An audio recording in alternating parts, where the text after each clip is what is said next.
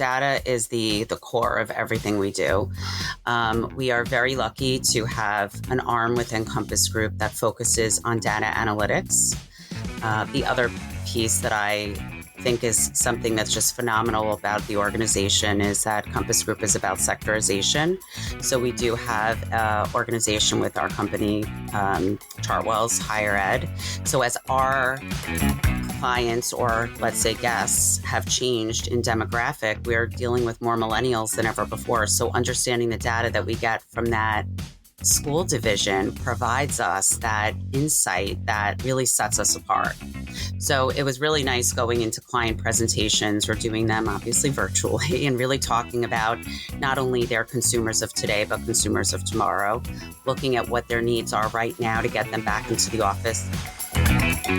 Welcome to How I Made It in Marketing from Marketing Sherpa. We scour pitches from hundreds of creative leaders and uncover specific examples, not just trending ideas or buzzword-laden schmaltz, real-world examples to help you transform yourself as a marketer. Now, here's your host, the Senior Director of Content and Marketing at Marketing Sherpa, Daniel Burstein, to tell you about today's guest. Timing is so key to successful marketing. If you broke it down, that's probably about a third of it. Right offer to the right prospect at the right time. But how well do you focus on timing for your personal brand and your own career? We'll hear about that from today's guest, who said one of the key lessons in her career is know when it's time to leave. Here to share the story behind that lesson, along with many more lesson-filled stories, is Lisa Lahiji, CMO of Eurest and ESFM. Thanks for joining us, Lisa. Thank you so much, Daniel. It's great to be on today. All right, I want to tell our audience who I'm talking to a little bit of background about today's guest so they understand who I'm talking to. Lisa's been a project manager at Nation's Restaurant News, a director of marketing at Sodexo, and for the past 18 years, she's been at Compass Group, where she's been many roles: corporate director of marketing for Lackman Culinary Services, SVP of marketing for Eurest, and now, as I mentioned, CMO for Eurest and ESFM. Eurest and ESFM are part of Compass Group, a publicly listed company on the London Stock Exchange. It reported $42.2 billion in revenue in 2024, and Lisa oversees the strategy for 45 marketers. So Lisa, give us a sense. What is your day like as CMO? God, that's such a great question. So every day is really different, which is what I love about my job so much.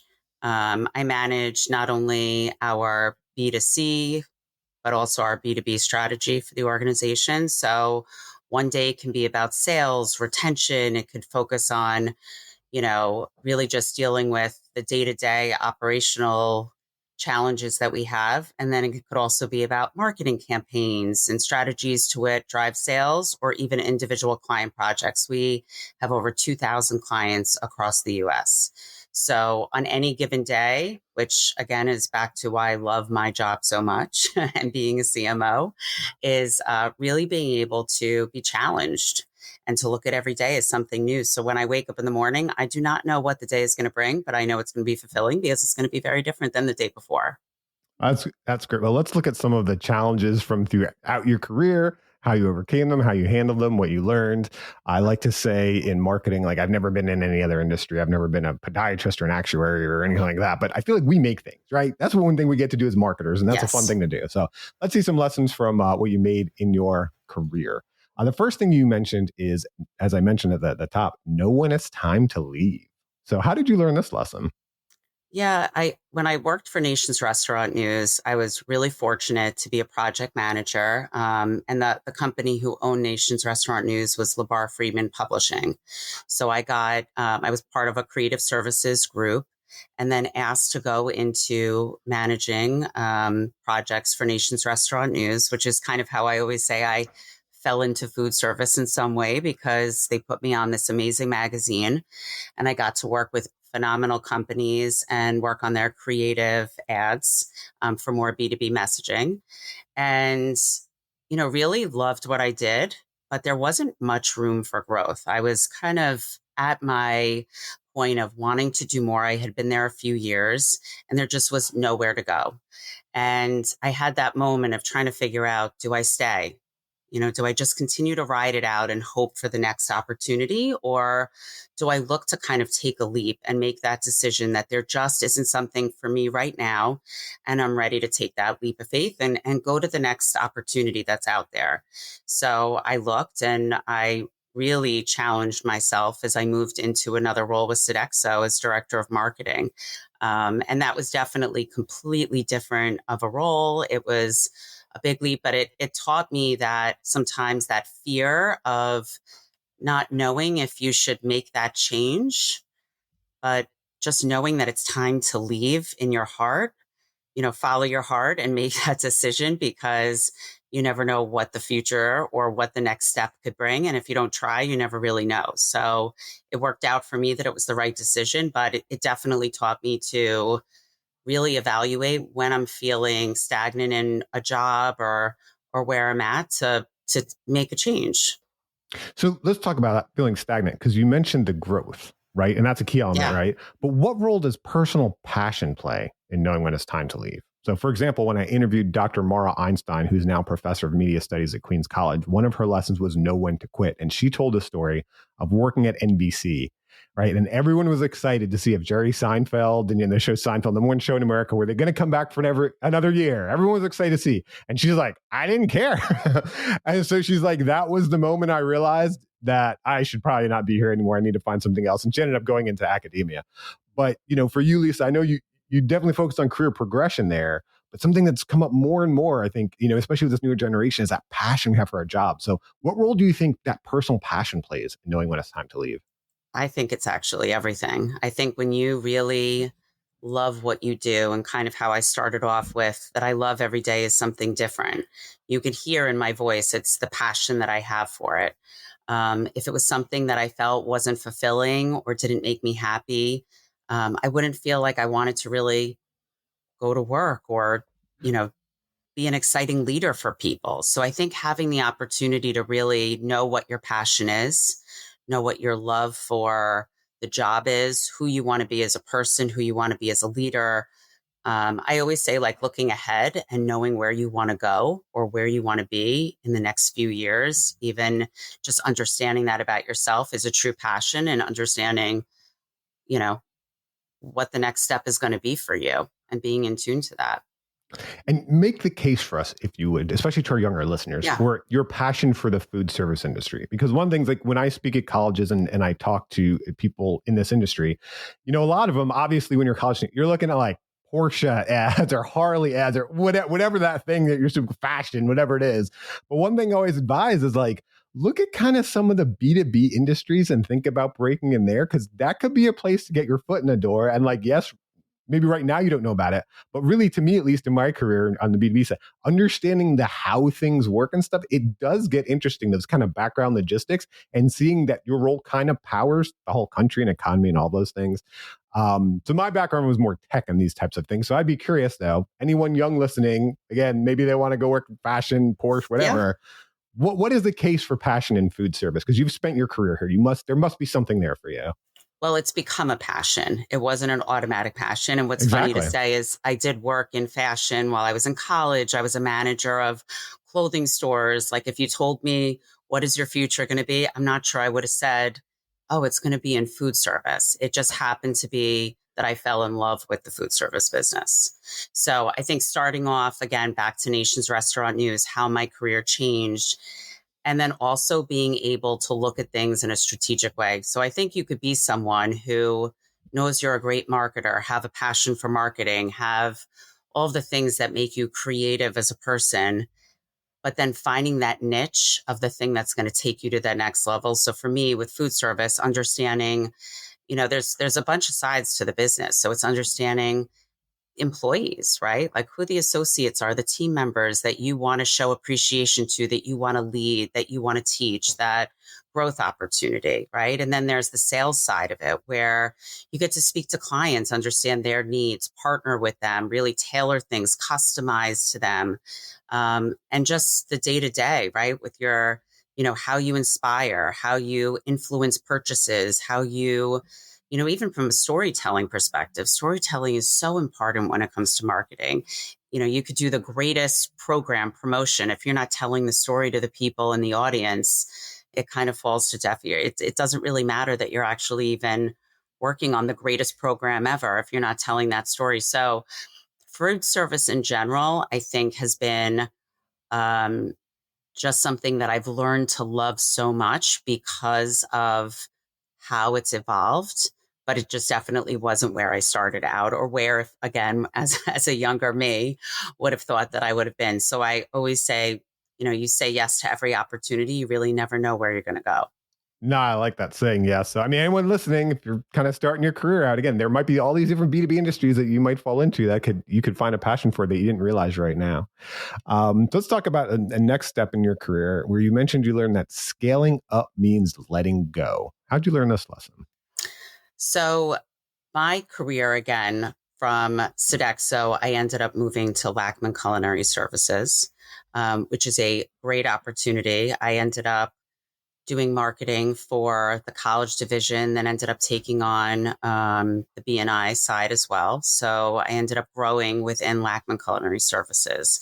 I was so proud of it, really like on a great path. And at the same time, was kind of evolving in what I was doing in my day to day. And then all of a sudden, we were acquired by Compass Group, which was an amazing venture, but something a little nerve wracking as well. Not knowing where we were going to go, what was going to happen with the company. So taking the risk and looking at opportunities and looking at this is something that, if I move into the right direction, could create big opportunities in a company like this. So I really did look at this as, how do I get out of my comfort zone of where I'm at, and really look at the next opportunity that could be for me that maybe wasn't something I expected either. All right, so let's talk about it. This is another really key inflection point in a career, right? So we talked about knowing when to go, right? But also, like, how do you stay, right? So M&A, mergers acquisition, can be kind of scary, right? You don't know what the new owners are going to do. So how did you prove to the new owners that you were the right person for the role you wanted? For example, when I interviewed Nicole Sumner, who's a brand director of Ollie, one of her lessons was act like you already have the job title you want. Right. So like I said, M&A. That's a good one. Scary. So what did you do, Lisa? Like, these new owners come in. What did you do to kind of stay in there? I remember the first meeting I went to, and I'm in a room with marketing leaders of all these other companies within Compass Group. And I had an opportunity to speak up the way I normally do and raise my hand with ideas, because I'm someone who's an idea person for sure. Or I could have stayed silent, and I could have gone back to just being kind of in awe and saying, I really don't know what's going to happen here. I've gone from managing 52 accounts to now being part of this huge company. And do I want the next step? And do I raise my hand? And do I give my ideas? I have to say, I'm really proud of myself for taking that leap. I raised my hand. I gave my ideas. They were valued. I spoke up. I think also the benefit was I did come from a smaller company. And I think sometimes that actually is a benefit going to a larger organization, because the way you do things is a little bit different. And I wasn't really sure if it was going to be valued, but it was. I also see that a lot of people did not accept the change so well. They were not able to look at this as more of an opportunity to speak up, to do things different, I always say change management is one of those qualities that's so important in someone, because as you know, the past few years, it's been a lot of change in every industry. So I think that really understanding not only, again, back to who you are as a person, where you want to go, but when you're sitting in a room with people who may intimidate you, to actually really just remember who you are, what got you there, and have that confidence to raise your hand and to continue to speak up. Yeah, I like that. Don't back down. I also heard some good advice once. They bought your company for a reason. Yeah, exactly. I always like that advice.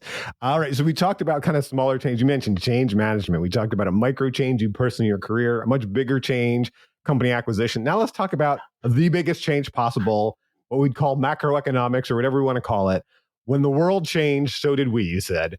So what happened when the world changed, and how did you react to that? Yeah, I don't think anyone could have ever expected what happened with the pandemic. And I'll remember very clearly the last meeting I was in March with all the marketing team. We were sitting and having a great meeting and heard there was something going on and to wear masks on a plane, and no one knew what was happening. And everyone was like, oh, we'll be back to flying next week. Well, that didn't happen. And all of a sudden, everything is about the phone calls we're having, the team meetings, and talking about what we're going to do to not only meet the client's needs of what was happening right now, but also take a pause, which we go so fast. We move so quick. We're doing so much. So to actually have to take a pause and change and figure out what we're going to do, the workforce was hit harder than anyone. So for us, being a food service provider, it really was so challenging to be that partner to our clients during such a tough time. I think also what I'm the most proud of is that we were able to change really quick. And separate from realizing that we're not just a food service company, we're a true amenity partner, really kicked in as we started to call our clients saying, what can we do? How do we support? And then everything changed really quick again, because it was about return to office. How do you get people back into the office? How do you make them feel comfortable? We went from 3 days a week where people were coming into work. Now people are more 4 days a week and sometimes Fridays, but we're seeing such an opportunity to continue to drive experiences and look at ourselves as a true amenity partner than ever before. So I'm really impressed with the organization. I think we changed so quickly and did such a phenomenal job in being able to provide to our guests, the offering of, safety and understanding, and also the information that to make them feel comfortable, to our clients the same way. But in a world where everything was unknown, we didn't go into panic. We actually were really proactive in figuring out solutions, which I've seen friends in other organizations where they just didn't know what to do. And we really did take such a great proactive approach under the leadership of my CEO, Tony McDonald. I mean, it was phenomenal. The calls we were having, the strategy calls, just to stay on top of what we need to do. As a B2B company, do you have any specific examples of something you've done to help understand your customer's customer, right? Because in your case, if I understand you, and you can explain it better, I think most of your customers are ultimately companies, but their customer, right, is their employees to serve them food. And when we talk about this kind of back to the office thing that's going on, we've seen two approaches. There's a carrot and the stick approach, right? The stick approach, you got to come back, whatever. But the carrot approach has been, let's make these really nice office environments so people want to come back. And part of that is food. And, it's nice to eat good food around your coworkers instead of just kind of alone in your house again. Yeah. So, I wonder for you guys, I can see that challenge of thinking like, okay, well, we want to sell these companies on, as you said, as things have changed, whipsawing back and forth to work at home, to hybrid, to this, but to ultimately help those companies would be, I assume, is to serve their employees. So as a B2B company, is there anything specific you do to really help understand or market to your customer's customer? Yeah, everything starts with data. So data is the core of everything we do. We are very lucky to have an arm within Compass Group that focuses on data analytics. The other piece that I think is something that's just phenomenal about the organization is that Compass Group is about sectorization. So we do have an organization with our company, Chartwell's Higher Ed. So as our clients, or let's say guests, have changed in demographic, we're dealing with more millennials than ever before. So understanding the data that we get from that school division provides us that insight that really sets us apart. So it was really nice going into client presentations. We're doing them obviously virtually and really talking about not only their consumers of today, but consumers of tomorrow, looking at what their needs are right now to get them back into the office. So lots of studies have been done on the power of socialization and understanding what that means to people when they come back into the office, what they're looking for, the value of just connection, right? Like we lost that during the pandemic. So to get them back into the office and feeling there's a reason to be there that makes them feel good about themselves personally, makes them feel connections with others, lets them offer themselves to really feel valued again, has been a real opportunity for us to partner with our clients even more and provide our guests what they're looking for. So I think data is really everything. We've seen, obviously, we're constantly looking at what's next, what's coming, what the future brings, and use those analytics for that information to really help us. So that's a really interesting point you bring up. I think when a lot of companies look at things like M&A and they see what else can we acquire, there's a lot about, cost efficiencies or these sorts of things, right? Or maybe even a shared value proposition, but tracking your end customer throughout their life by having these different brands that serve them in different parts of life, that is a real differentiator. That's very interesting. Yeah, it's the true life cycle, which is really amazing and unique. That's great. Well, and we talked about some lessons we learned from Lisa's career and some of the things she made. In just a moment, we're going to talk about some of the lessons she learned from people she made it with, because that's what we get to do as marketers. We build things and we build it with people. But first, I should mention that the How I Made It in Marketing podcast is underwritten by MechLabs AI, the parent company of Marketing Sherpa. You can get conversion-focused training from the lab that helped pioneer the conversion industry in our AI Guild and a community to collaborate with. Grab your free 3-month scholarship to the AI Guild at join.mechlabsai.com. That's join.mechlabsai.com and get artificial intelligence working for you in your career. All right, so let's take a look at some of the people you learned from. You mentioned Andy Lackman, the CEO of Lackman Culinary Services. And from Andy, you said you learned to advocate for others. So how did you learn this from Andy? Andy was definitely someone who encouraged me to not only speak up, but to bring my ideas and not only bring them out, but he believed in even some of the craziest ones. That definitely paid off in execution. But I think sometimes we undervalue our ideas. We maybe second guess them. And it was nice having a boss who appreciated them, who valued them. And then he ended up nominating me for Long Island Business News 40 Under 40, which I never asked for, never, even was thinking about. So it was nice to not only be recognized, let's say in a boardroom, for my ideas and encouraged to speak up, but then for him to go out of his way to nominate me for an award really showed the value that he felt that he had in me as a marketer, which value is just, when you talk about, people say, oh, what makes you stay with a company? Is it compensation? Is it value? Is it recognition? To me, the recognition meant so much more than anything because I didn't have to ask for it. Well, congratulations on being one of the 40 under 40 from the Long Island Business Journal. So that's a great example of advocating for your employees. Do you have any examples of getting customers to advocate for your brand? For example, I wrote a case study about another B2B company, Cisco, their advocacy community. They call it the Gateway.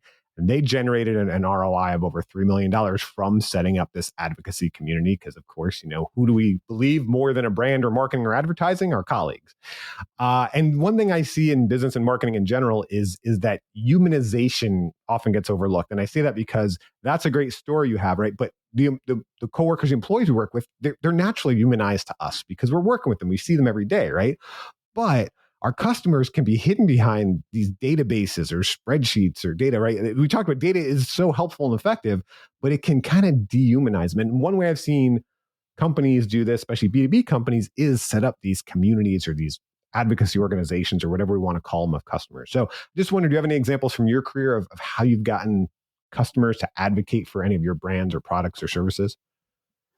Yeah, in different parts in my life and my career. So when I was with Lackman Culinary Services, I was focused on the school division. So having marketing interns and actually working with the teams on campus was really a unique opportunity to connect with them and understand not only the brands that meant something to them, but then really help promote them. And then in the B&I segment with Eurest, being able to do focus groups, we do numerous focus groups asking our guests what they're looking for, what's important to them, and then having a strong business partner program where we're allowed to do sampling of different brands, connect with our guests in a way that we're not only hearing them, we get their feedback, we let them vote on different things, and do, appreciation days. I mean, a lot of the most powerful experiences that we offer are really when we're doing events and promotions and pop-ups and really cool things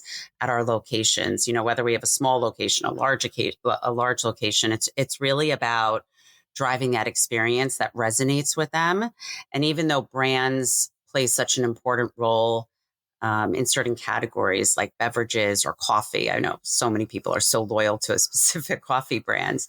But just being able to understand what they're looking for. And that's why I think it just gets back to what you said, the data insights, just asking people, and really being focused on the guests of what they're looking for today, not only, again today, but in the future, and being proactive in that way. Well, speaking of that people orientation, you mentioned that relationships matter, and you learned this from Rick Post. So how'd you learn this from Rick? Yeah, Rick Post, who is a icon in the food service industry. I cannot say enough positive about his influence on me and his belief in my career growth.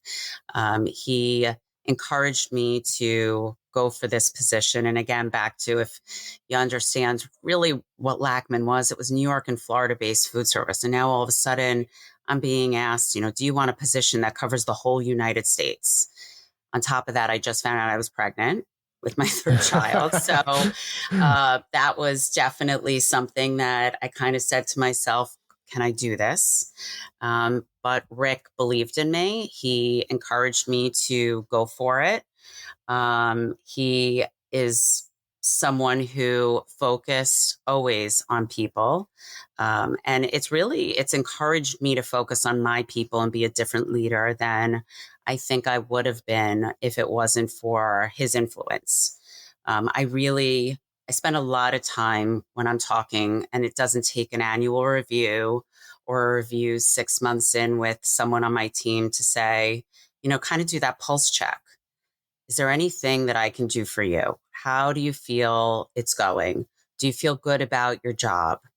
Are we headed in the right direction? Is this where you want to be? I've constantly challenged my team to say, you have to advocate for yourself and look ahead as to where you want to grow and what you want to do, and write up your own plan, because I can tell you what I think you're great at and where to go. But if it's not back to originally when we started talking about your passion, it's not going to mean anything. So I think that I was on a great path of leadership when it came to Andy Lackman.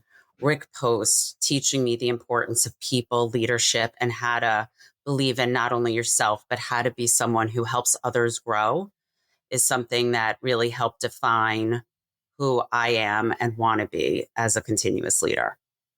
Is there anything you did with your team when you moved from like a regional role to a national role to help understand maybe the differences in different areas of the country to serve customers better? Because when you mentioned going from, okay, you had a Florida and New York role to a national role. Right.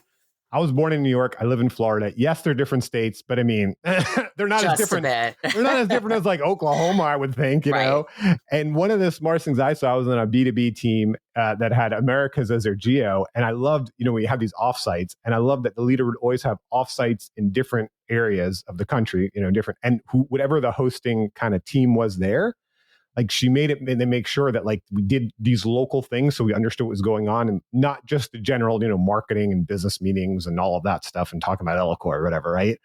And I always really loved it because it not only did it humanize the whole team and I think she made this big point too, of you're not just in some conference room and doesn't matter what city you're in, like different parts of the country, different regions can act differently. And if you understand them, you can better serve those customers. So that's a big leap from Florida and New York to nationwide. Is there anything you did to help understand any maybe regional differences?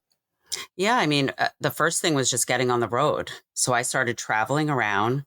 I actually did focus groups with teams within the organization. So I'll give you one of my favorite stories is I was in Chicago and I met with the district marketing manager team, and I asked them, what do you think of marketing? How's it going? Like, give me your feedback. And then I said, who's your marketing person? And they said, well, or a little, it wasn't as clear to them that there was a marketing lead within their world. So I said, does anyone have an interest in marketing? And someone raised their hand. So this person ended up being a champion, became a regional marketing manager, became a division marketing lead, and now is a vice president of marketing within the organization. So I think, and I know this kind of goes a little sideways on just understanding your guests, but I think it's understanding who your people are, who your team is first. So actually traveling around, evaluating what we have done as an organization. So previously, where we want to be and what the look ahead is. And then really studying analytics by region. What's working, what sells from a beverage in the South is very different than what's popular in my neck of the woods in New York as a most popular trending beverage. So kind of positioning things and understanding and actually having that aha moment, even communication.